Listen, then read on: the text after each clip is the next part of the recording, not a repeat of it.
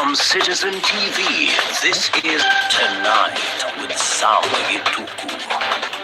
Hello there, thank you for choosing Citizen TV on this 5th day of March 2026. And tonight, the National Assembly has passed the crucial law, National Infrastructure Fund Bill 2026, that will herald a new way of financing projects at the national level. We'll be talking about that later on. But also tonight, the News Gang is back looking at some of those developments in Parliament, but also what's happening in the Middle East, as well as the politics of the countries. Do stay tuned for that. But first, here are the top stories tonight. Journey to Singapore has been christened. It is not just real. We can see it. MPs approved the National Infrastructure Bill with amendments, including reduction of the Treasury CS powers on the fund,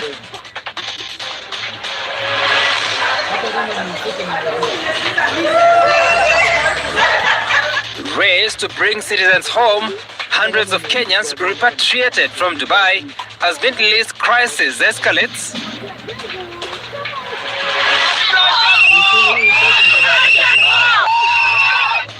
Tears and anger over missing kin. Families of Kenyans duped into Russia-Ukraine war demand government intervention.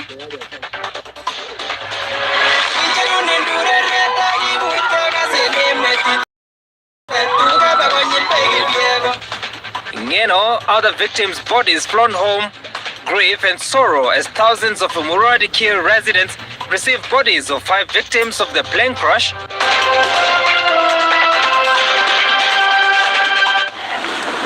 Our sign language interpreter Nzale. Now, the National Assembly has passed the National Infrastructure Fund Bill 2026, paving way for establishment of a first-of-a-kind government investment fund in Kenya.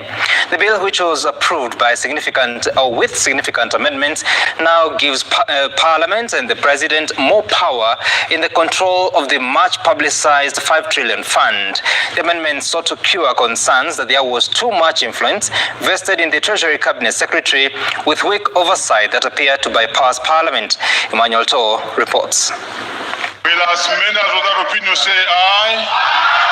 The bill, which has been touted as the most consequential yet in the history of Kenya's parliament, after the sessional paper number 10, spearheaded by the former Minister for Economic Planning, Thomas Joseph Mboya, in 1965, sailed through Parliament with crucial amendments. The ayes have it. Parliament approved an amendment to establish a governing council for the fund, which will comprise the National Treasury Cabinet Secretary, Central Bank of Kenya Governor, the Attorney General, and 6 other members who are not public officers. The role of the new organ will include to provide overall direction and counsel to the board, oversee the development of investment policy, and be responsible for recruitment of directors of the board. The amendment appears to respond to concerns raised by Kenyans and parliamentarians over the excessive powers of the Treasury CS. In the original bill, the CS will now no longer be a member of the board. Instead, the board will comprise 8 persons, being 4 independent directors to be competitively recruited by the governing council, 3 public officers to be appointed based on the expertise or position, and the chief executive officer, who will be an ex-official member hired by the board of directors. The powers of the Treasury CS, which would have seen him decide the benefits of the board members, have also been drastically reduced. The CS will now be required to seek advisory of the Salaries and Remuneration Commission before setting up the board's benefits. The MPs also elevated their powers to oversight the fund by, among other things, requiring that an investment policy of the board must be tabled before the National Assembly by the Treasury CS for approval. The House shall have 90 days to consider such a policy and make a decision. I want to urge members of the other side, please, let us legislate together. Let us make something better for ourselves. Let us give ourselves power. Don't take away power. It is time for us to take power. The journey to Singapore has been christened. It is not just real. We can see it. We can see the light at the end of the tunnel. We can see now how clear the vision is. And we have now put that roadmap towards a first world nation on course. That I will not have to spend 6-8 hours to go back Nakuru or to Molo, because the Ronnie Mau Summit Road and other highways will be complete through this National Infrastructure Fund. Thank you, and I beg to second Honorable Chairman that this fund is like the Temasek in Singapore. During debate on Tuesday and Wednesday, MPs had raised issues of ambiguity as to which projects the fund would focus on. The House has now spent. People always told me, construction isn't for girls, it's dirty and hard. But I chose finishing work anyway. The Economic Council that can start formulating an agenda for Kenya, an agenda to move Kenya forward. The bill now awaits assent by President William Ruto. Emmanuel Toh, Citizen TV, Nairobi. Even as Parliament approved the National Infrastructure Fund bill, members of the United Opposition say they will seek alternative means to block the controversial law, saying it's a path to looting public resources. The leaders also claim that there is a plot to sneak in Indian conglomerate, the Adani Group, to take over the planned expansion of the Jomo Kenyatta International Airport, despite cancellation of a project proposal from Adani over a year ago. Seth Olale reports. With controversy over the establishment of the 5 trillion shillings National Infrastructure Fund intensifying, the United Opposition leaders want the planned establishment of the fund halted. A division should be called, and every person who stands in objection to this state capture and blatant planned theft of everything this country stands for, then the Kenyans will be able to see, yes, member for this constituency has stood with the people. The leaders, who include DCP party leader Rigathi Gachagua, Wiper Patriotic Front Kalonzo Musyoka, Eugene Wamalwa of DAPK, and DP's Justin Muturi, urged Kenyans to reject the controversial bill over credibility concerns. Kenya is suffering from a crisis of governance. Call it blatant corruption. A persistent structure of failure of the state to spend resources transparently, enforce accountability, and protect the interests of ordinary citizens over powerful insiders. The opposition leaders claiming that the creation of the 5 trillion shillings National Infrastructure Fund is aimed at financing the 2027 presidential campaigns. In our honest view, they are creating a fund for his re-election. He wants 5 trillion shillings that is not approved by Parliament, that is not audited by the Auditor General, for bribing the people of Kenya. On your right. The leaders also asked Treasury Cabinet Secretary John Mbadi to resign for allegedly misleading Kenyans regarding the purpose of the National Infrastructure Fund. There is no other remedy. I think we just have to live up with the lies for the next 17 months. It's painful. It's a long time to live with lies for 17 months. But the Constitution has set up a date to deal with such situations.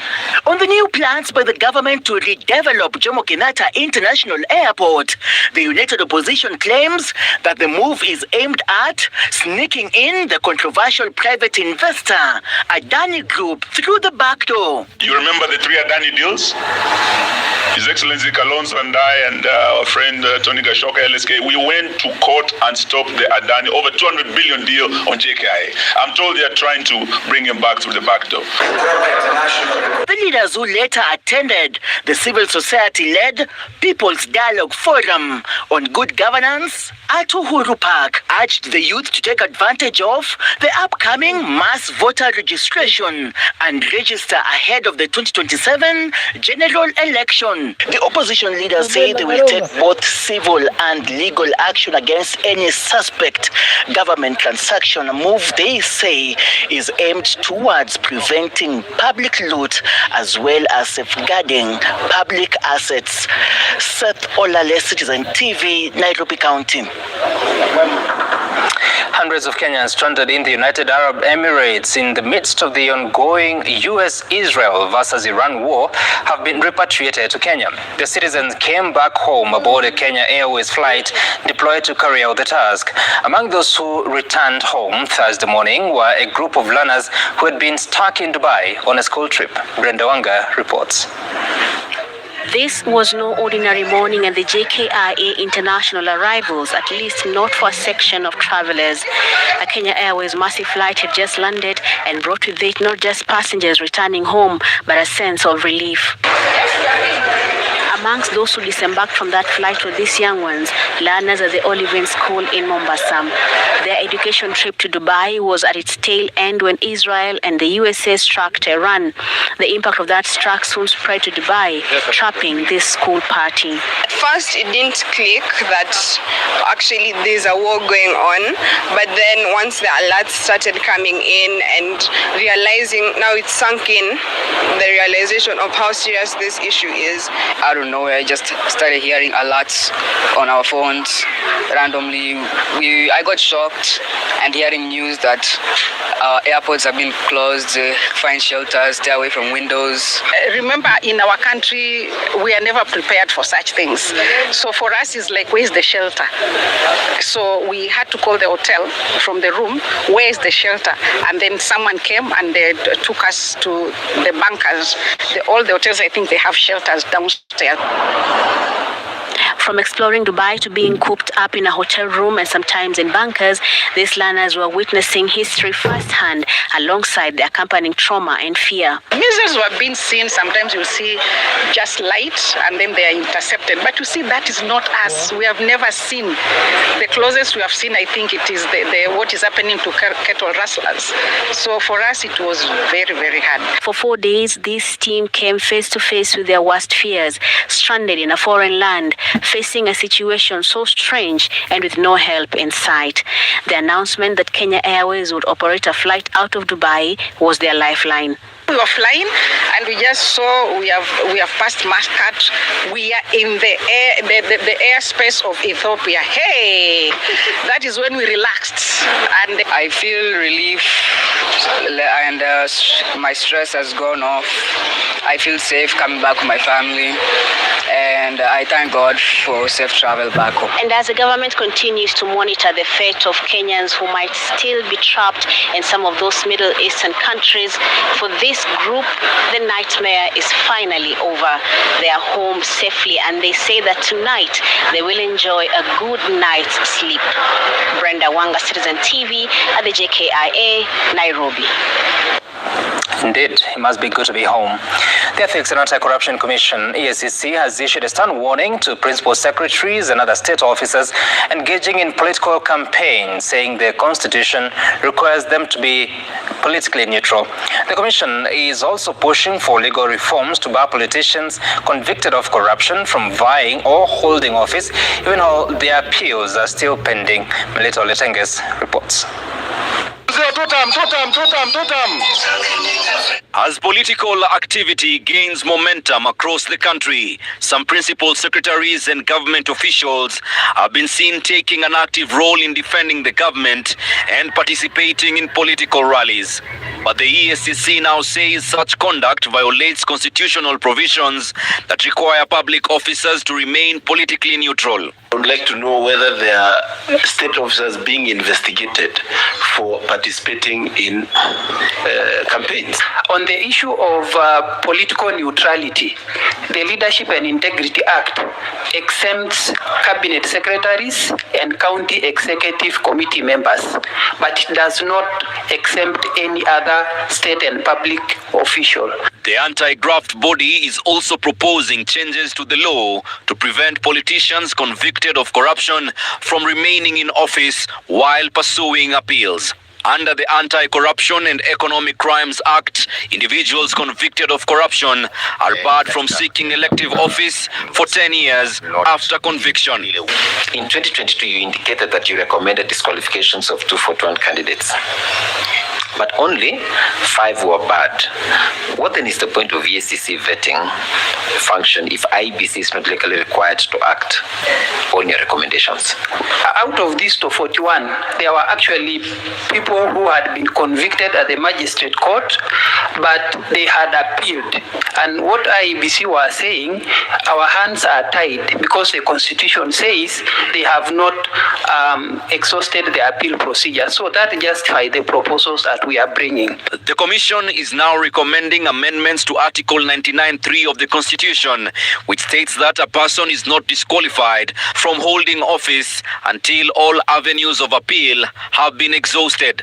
EACC argues that this provision allows individuals convicted of corruption to continue seeking or holding office despite their convictions. The Commission has also criticized the Office of the Director of Public Prosecutions, accusing it of inaction on many corruption cases forwarded for prosecution. DPP has unchecked powers. Nobody checks the DPP. DPP can decide to close a file, can decide to return a file. He is not answerable to anybody. He basically does what he wants. And that is where the challenge is. EACC officials were appearing before the National Assembly Committee on Implementation of the Constitution. Melita Oletenges, Citizen TV. Some interesting proposals right there. Families of Kenyan nationals recruited for military work in Russia are demanding urgent answers. Today, they marched through Nairobi and delivered a petition to Parliament describing the situation as a humanitarian crisis. They claim some Kenyans have been taken captive and are held in prisons in Ukraine, while others have died in Russia. They want all of the affected brought back home. This comes as key suspect Festus Omwamba returned to court for decision on whether he will be released on bail. Our reporter Francis Ode reports. Clutching photographs of their loved ones, families walked from City Hall Road to Parliament. Escorted by police, they submitted their petition inside the chambers. Their demands are explicit.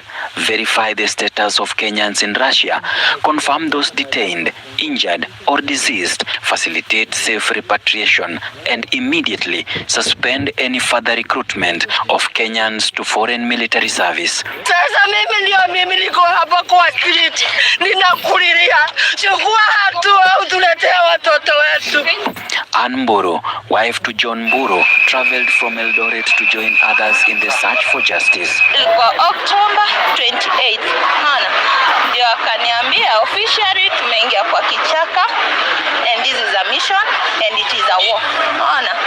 So since then, mimi sijaongea naye sijui kwenye yako. Among them was Monica Nerima from Budelangi. Her brother, former KDF officer Oscar Gola Mtoka, left for Russia in June 2025. Weeks later, the family received a chilling message from a Russian commander. Oscar was dead, his body lying in a mortuary. The first week or the second week communicated to us and told us that indeed my brother had passed on and that my brother was actually in a morgue in Roston for something like that there. So we happened to get the number of that commandant, the information that he gave us that indeed Oscar had passed on and he was in that said morgue. We again wrote emails to the diaspora and the Ministry of Foreign Affairs. Families say the silence from Kenyan government has deepened their grief. They want Parliament to act and hold accountable those facilitating the recruitment of citizens in foreign wars. And when you have over 1,000 Kenyans, young men, in the Russian military, meaning they are now mercenaries, that poses a threat to our homeland security. So what is Mr. Nuruddin Haji doing? The special branch boss, what are you doing when Kenyans are getting militarized by a foreign body? They say many of their kin did not get to benefit from the pay initially promised as part of the recruitment. Zile accounts zenye walipewa zilikuwa hacked. Yes, yeye mwenyewe aliniambia account yake imekuwa hacked. So hakuna kitu yenye alituma. Unaona? Meanwhile, Festus Omwamba, the main suspect in the recruitment fiasco, was at the Kahawa Law Court for bail hearing. However, he will remain in remand until probation officer delivers a report within 14 days or any time earlier to identify his living address.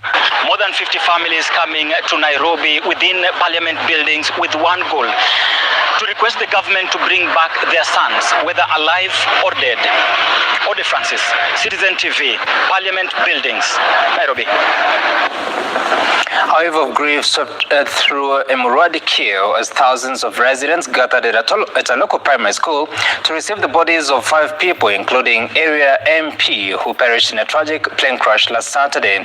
The grounds, usually filled with play and laughter of school children, were on Thursday turned into a sea of tears, pain and tribute as mourners wailed, others stood in stunned silence, and leaders struggled to find words to comfort a community in mourning. Early Thursday morning at the Emurua Dikir Technical Institute grounds, an air of sorrow hung heavy in the sky as helicopters descended carrying 5 bodies of the Saturday plane crash victims. One after another, aircraft carrying the bodies of the 5 victims of the plane crash touched down as family members and other dignitaries waited in pain. Thousands of residents lined up along the roads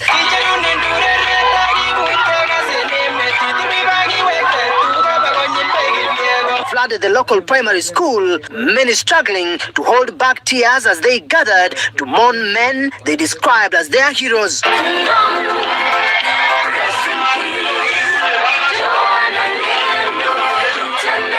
Emotions ran high as the bodies of Johanna Ngeno, Robert Keter, Elias Carlos, Wycliffe Rono, Nicholas Kosgei, and Amos Kipngetich arrived at the Emurua Dikir grounds. Mheshimiwa Rais, tunasema wewe umesema uchunguzi unafanywa. Shikilia hapo Rais. For several minutes, the field in Emurua Dikir echoed with cries of pain and heartbreak. Some mourners fainted, others sank to their knees, overwhelmed with grief as they caught their first glimpse of the coffins of their loved ones since the tragic crash. Local residents paid glowing tributes to the departed, describing them as humble leaders and selfless servants of the community. Mwisho walikuwa changina kwetu na mheshimiwa wakakunywa maziwa kwa kibuyu moja. Tumepoteza ndume ambaye ni mwanaume ambaye college mzima amepoteza. Tunasema kwamba William Ruto, shika sisi mkono kama Emurua Dikir. Ninajua unaelewa hapa Patrick. Watu sasa wameanza kuangalia hapa kama watoto imewachwa na mama. Kaa kama mwanaume na usiogope siasa ya Kenya hii. Kaa kama mwanaume kitete. We are ready to die with you. Hatuogopi. Mukro.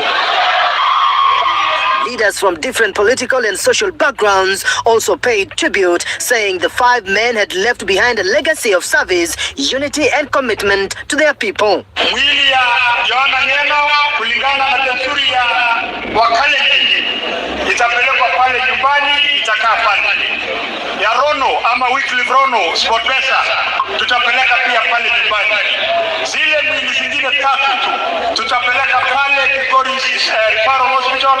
Huyu Bwana Ngeno alikuwa mtu wa bidii, mtu mjasiri, mtu yule alikuwa anapenda watu yake na alikuwa akifanyia kazi watu yake kwa njia sawa. The leaders also commended the government for stepping in to support the families of the victims during this difficult time.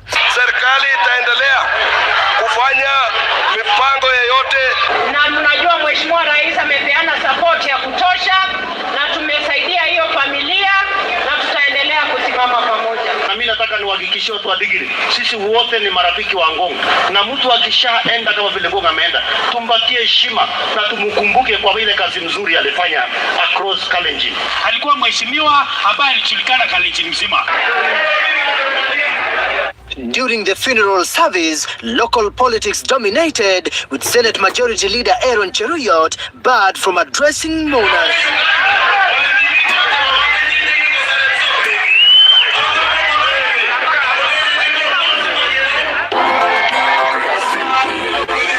victims will be laid to rest at their respective homes on Friday. The late Johanna Ngeno and 4 others who perished with him in the plane crash on Saturday will be laid to rest tomorrow in their respective homes in Narok and Bomet counties, with locals here terming the late Emurua Dikir lawmaker as a people person and a man who loved his people and led them to his last day. Stephen Leto, Citizen TV, Emurua Dikir constituency, Narok County. Now, the government has revived Jomo Kenyatta International Airport modernization program by unveiling an ambitious plan to transform the international airport and make the facility stay ahead of the competition from Ethiopia and Rwanda. According to the program's master plan, the redevelopment project will expand its runways, aviation hub capable of handling more than double its current passenger traffic. Earlier this week, the government set the process in motion by inviting investors to bid for the project. Jasmine Omboy now takes us inside what redeveloped JKIA could look like. For nearly 7 decades, the Jomo Kenyatta International Airport has been Kenya's main gateway to the world. Opened in 1958 and spread across roughly 11,000 acres in the airport now serves about 70 destinations, 8 domestic and 62 international routes. Last year alone, JKIA handled just under 9 million passengers, and as the number of travelers grows, the airport has increasingly been running into physical limits. The entire operation currently relies on a single 4-kilometer runway with limited taxiways and constrained aircraft parking space.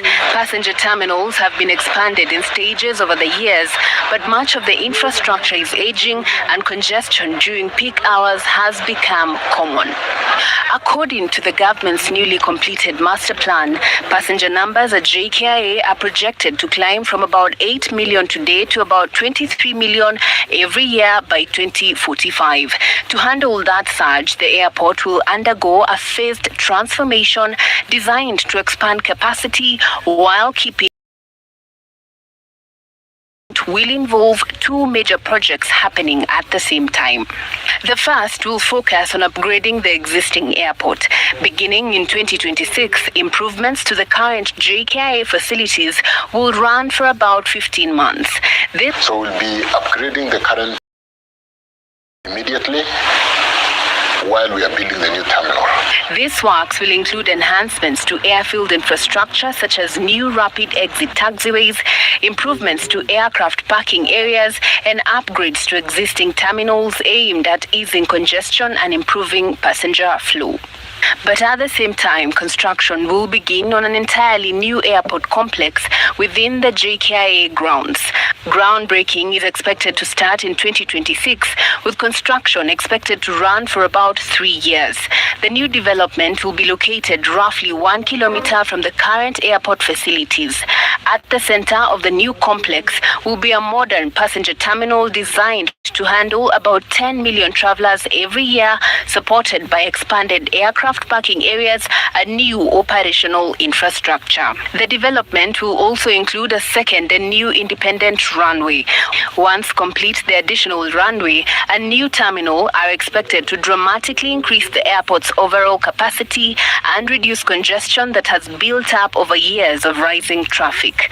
Both the upgrade and the existing airport and construction of the new facilities is to be handled by the same contractor. According to the master plan, the new terminal will incorporate modern airport technologies, including biometric passenger processing, automated baggage handling systems, and digital queue management aimed at reducing wait times. Aviation is a competitive space, and if we delay much longer, the region is growing. Beyond the runways and terminals, the plan also addresses one of the biggest frustrations for travelers: getting to the airport. To ease the notorious traffic along Mombasa Road, the master plan proposes integrating JKIA into Nairobi's commuter rail system. That would allow passengers to travel by train directly from Syokimau rail station to the airport terminals. At the same time, planned BRT routes will also be extended to include stops at the airport, providing additional public transport options for travelers and airport workers aside from the expressway. Funding for the expansion is expected to rely heavily on public-private partnerships as the government seeks private investors to finance parts of the project amid pressure from high public debts. The expansion is being driven by growing competition across the region. Ethiopia is developing a new mega airport designed to handle more than 100 million passengers, while Rwanda is building the Bugesera International Airport with capacity for up to 14 million passengers. The government hopes that modernizing JKIA will ensure Nairobi remains East Africa's leading aviation hub for passengers, cargo, and international connectivity in the decades ahead. Jasmine Wamboi, Citizen TV. And with that story of the expansion of the Jomo Kenyatta International Airport, we're taking a short break, but when we come back, here is what's coming up. Hustler Fund defaulters in trouble as government resorts to national identity cards to track those who owe money. Details after the break.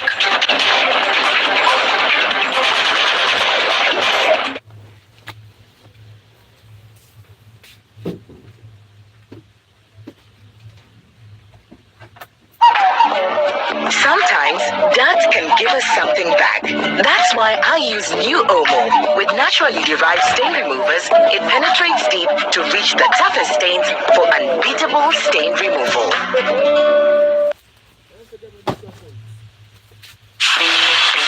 Experience the power of the ultimate glow in our new revitalizing formula. With 3 times more oil-infused serum, Vaseline Lotions penetrates and restores your skin's natural moisture from within, while boosting your natural glow on the outside. No need to add extra oils or glycerin. Feel the difference. See the power of the ultimate glow. New Vaseline Lotions.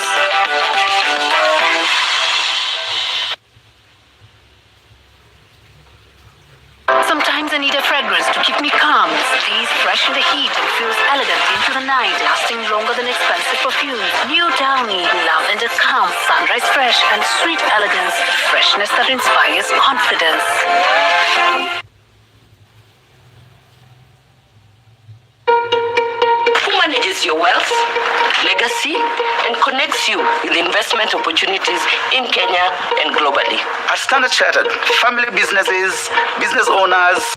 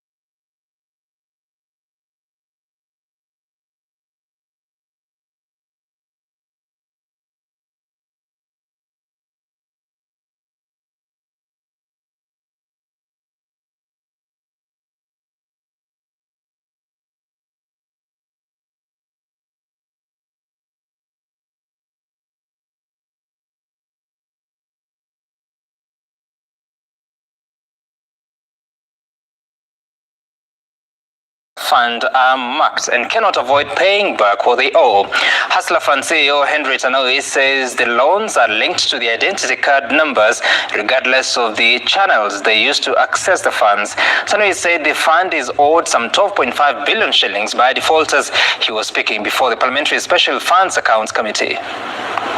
I I now officially launch the Hustler. 3 years after the official launch of the Hustler Fund to provide loans to Kenyans, the fund now reports that the amount of unpaid loans has risen from 8.7 billion shillings to 12.5 billion. It's about 15%. However, the fund's management told the Parliamentary Special Funds Accounts Committee that these funds will not be lost because the loans are linked to the borrowers' ID numbers. The young people that think that they borrowed and disappeared, they can't, because the ID is your account.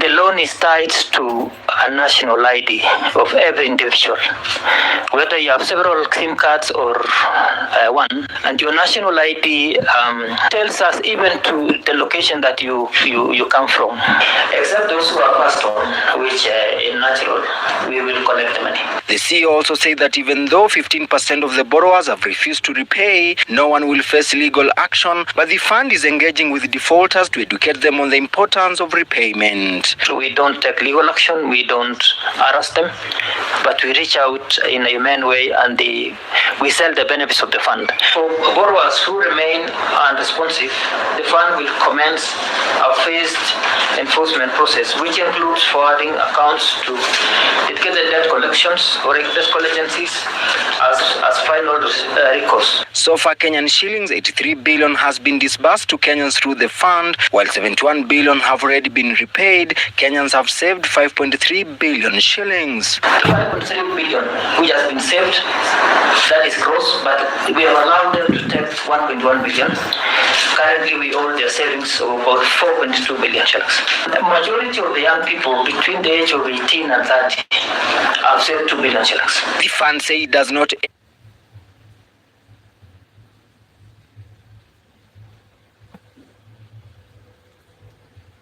woke up in a dream so bright, with stars that kissed and the fund. Every county, including Lamu, they borrowed. Willie Lusige, Citizen TV, Nairobi. The Kenya Union of Post-Primary Education Teachers, KUPPET, has announced plans to withdraw from their new medical scheme run by the Social Health Authority, SHA, saying the scheme is failing teachers. The union cites frequent system breakdown, a limited number of hospitals accepting the scheme, and what it calls inadequate funding allocations, particularly for accident and emergency services. KUPPET also says several teachers have been denied treatment, while others have reportedly been detained in hospitals of unpaid medical bills. And as Amini Chebet now reports, teachers have issued a 7-day strike notice to compel their employer, TSC, to save their members from the pain. One of the victims of an accident that struck teachers outside City Primary in Ngara, Nairobi in January this year is stranded at Aga Khan Hospital a week after he was discharged due to a huge bill. After undergoing 3 surgeries, the family was handed a medical bill of 3.9 million. They were informed that the Social Health Authority would cover only 1 million, forcing the family and the Kenya Union of Post-Primary Education Teachers to organize fundraising efforts to raise the remaining amount. Mzee wangu alikaa kwa HDU for almost 2 weeks. Mungu akamsaidia, akaanza kurecover. Alikuwa ameumia lungs, kifua kidogo njoo ilimgonga na nyuma akaanguka ikapita juu. Hata nilisikia alitolewa chini ya gari. Kama alitolewa wakaona amekufa, lakini Mungu akamsaidia, alikuwa anapumua. Teachers who are now held, especially those even who have passed on, who could not be treated because the cover is said to have lapsed. When a teacher has only stayed in hospital for 3 days, SHA says they cannot now proceed to pay. This is very unfortunate. A teacher from Busia is in Nairobi West Hospital, detained, the body is detained because of SHA. Hospitali mingi Kenya hii saa hizi zinakataa kuadmit walimu sababu wanasema SHA haitawalipa. Na hii inatendeka Bungoma, Western, Coast, uliona juzi nyi wenyewe. According to KUPPET officials, a limited number of hospitals are accepting the scheme, making it difficult for many teachers to access healthcare, especially those in remote areas. Ina promote hospitali kuchukua pesa kwa walimu ambao ni cash payments mingi sana. SHA yenyewe pia hospitali ambao zinafanya kazi ni chache kwa walimu. na SHA yenyewe pia malipo yake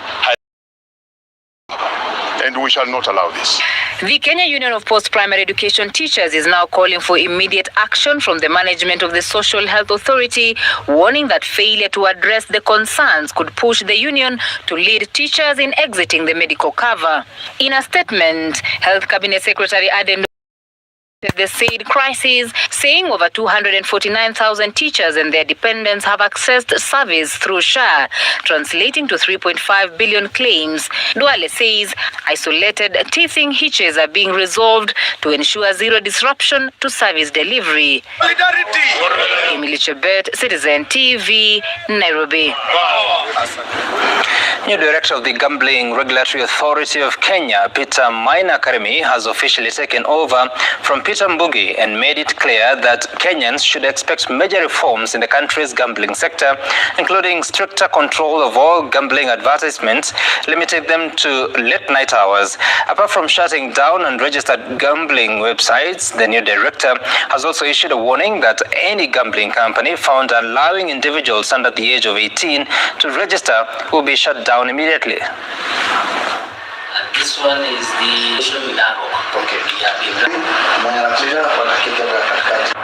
gambling has negative connotations in society, and illegal gambling has not helped because it creates an environment where there are no remedies or recourse should there be a challenge in that particular sector. Been working together to ensure that we regulate gambling and partner in issues that would have led to serious consequences if there was no partnership. And this partnership has led to what you have seen me giving the incoming Director General, a partnership of public sensitization on responsible gambling. All right, with that story, take a short break here. When we come back, we have business and sports, but also remember, we have the news gang coming up tonight.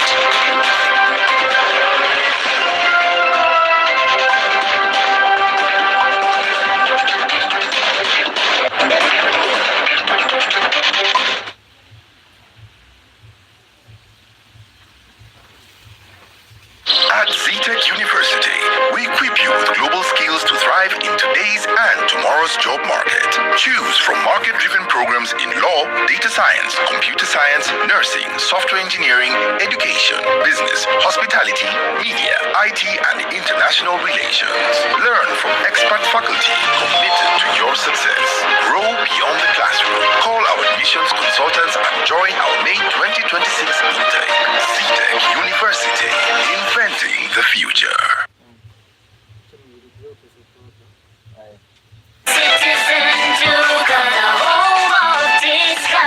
Citizen Duka inawatakia Ramadhan Mubarak.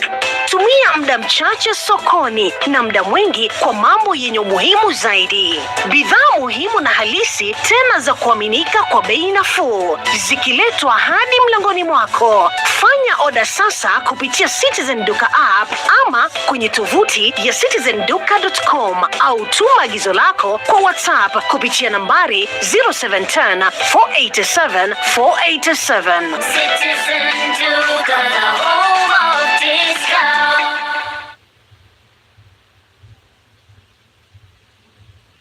Angamiza nyasi na magugu haraka na Thrasher 630 SE, dawa ya magugu ya mahindi inayoweza kutumika wakati wowote wa ukuaji wa magugu makubwa au madogo. Thrasher 630 SE inapenya na kufanya kazi kimfumo ikiingia ndani ya mmea kwa matokeo yanayoonekana. Lita moja tu kwa ekari husafisha shamba lako msimu mzima wa mahindi na kuifanya mojawapo ya dawa za magugu ya mahindi bora na ya gharama nafuu zaidi barani Afrika. Inapatikana katika maduka makubwa ya Agrovet karibu nawe. Lita moja, ekari moja, msimu mzima.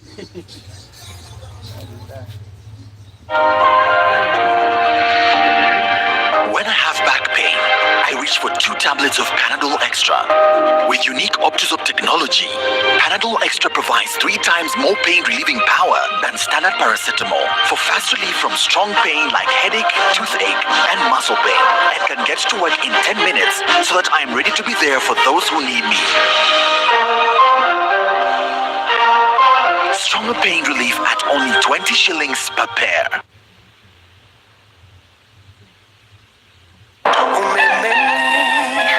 Nguvu ya safari yetu. kujenga na kuangaza nchi. Nuru ya maendeleo, nuru ya ustawi, nuru ya ubunifu.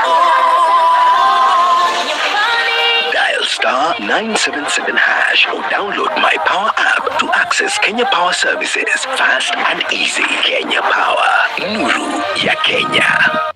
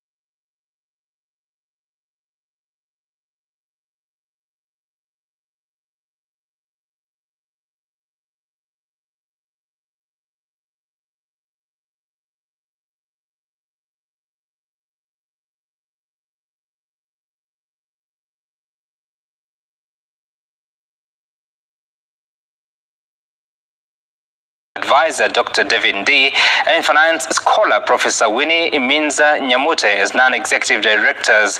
Former chief marketer Chris Diaz also makes a return to the airline at the board level. The appointments were announced in a notice issued by the airline's board in compliance with the Capital Markets Regulations 2023 under the Capital Markets Authority framework.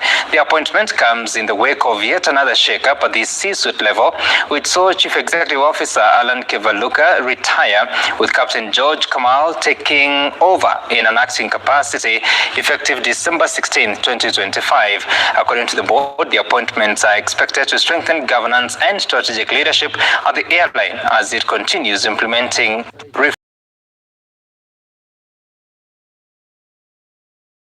market.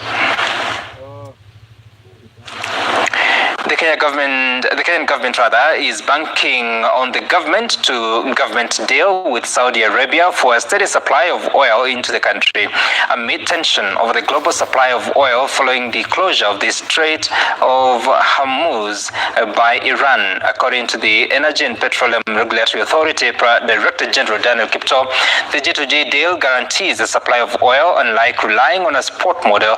Jimmy Mbogo has more. The energy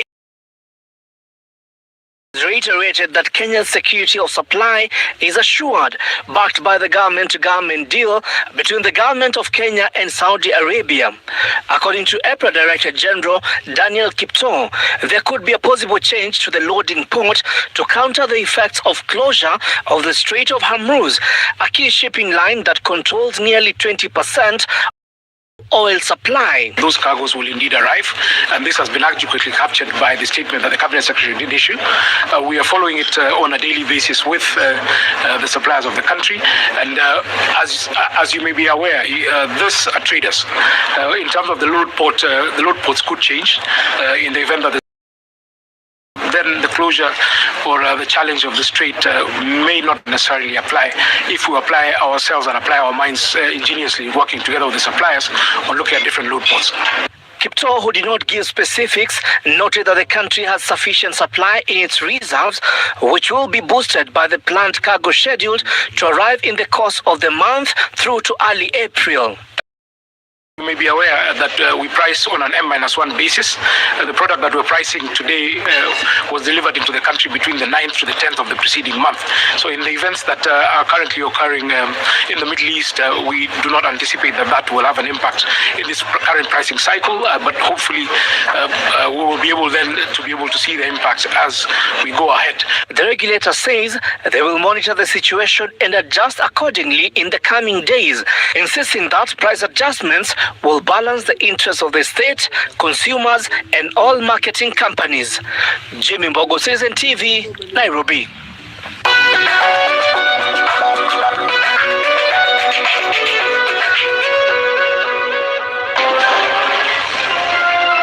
Basketball experience by NBA Africa and AFD at the Senior School for the Deaf for launch of the disability inclusion.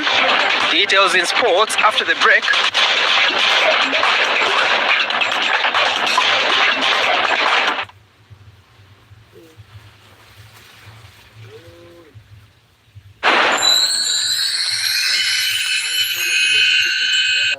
Fasting is also associated with prayers, as they signify the start and end of the fasting for that day. After the Fajr prayer is performed, the worshipper begins their arduous day of fasting, however, not before enjoying the sahur meal. And how is one to make sure that they are up and ready for this quintessential meal that will help them throughout their day? None other than the Masaharati.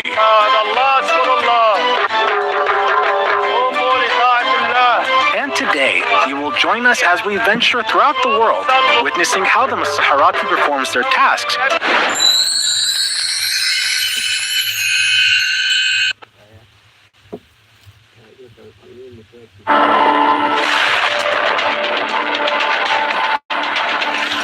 So mimi niliweza kupitia juu ya maiti hadi nikafika finishing point yangu. Nikachukua simu yangu faster na nikatumia my wife record. Nikamwambia in case muone si uko online, msinitafute, mkuwe tayari mimi nimekufa, na nikisha kufa mwili yangu haitairudishwa Kenya. Watch this story and more. Download the Citizen www.citizendigital.com and find the Citizen Originals portal.